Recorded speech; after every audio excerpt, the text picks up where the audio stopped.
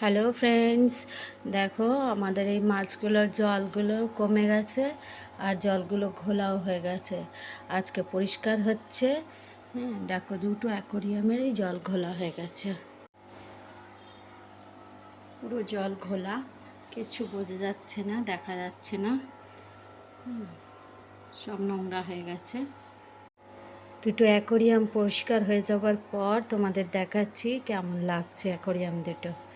মাছগুলোকে বোলের মধ্যে নিচে নামিয়ে রেখে দিয়েছে আর এখন পরিষ্কার হচ্ছে।